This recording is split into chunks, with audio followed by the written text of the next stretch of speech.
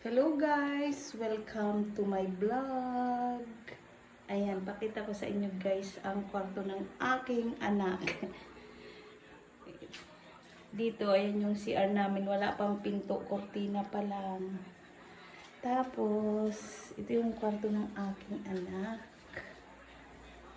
At saka si mama dyan sa baba. Yan. Kwarto ng nanay ko.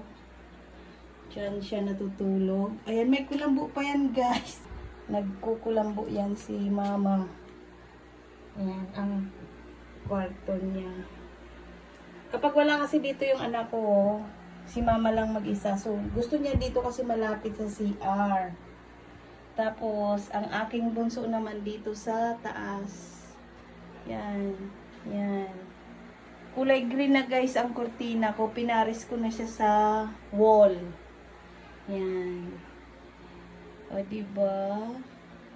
Ayan. Ito ang paligid ng kwarto. Itur ko kayo, guys, ha? Yan. Itutur. So, ayan. Andyan pa yung shoes ng aking binata. Hindi pa nagagamit. Yan, lalabas tayo, guys.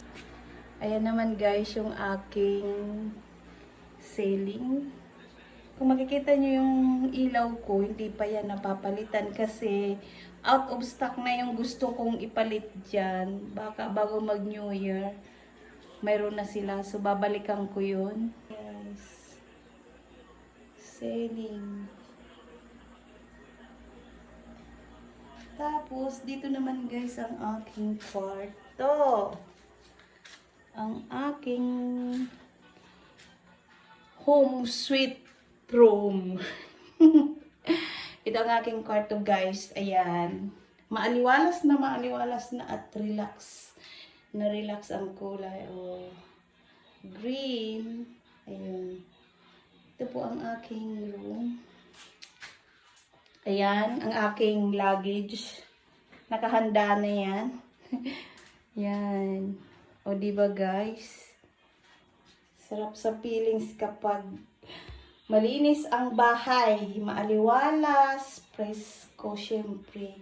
Ayan guys, parehas din lang yung ilaw namin sa kwarto ng anak ko. Isa yung design. Ayan, ayan guys. Yan.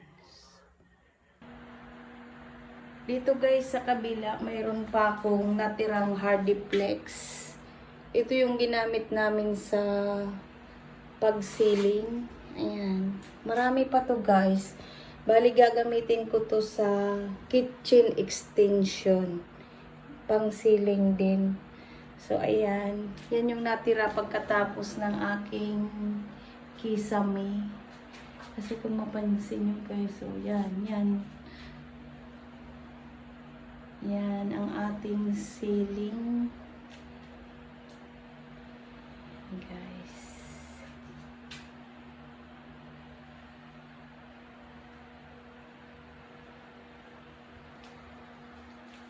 Lalabas na tayo guys sa aking sala. Ang aking maliit na sala, ayan.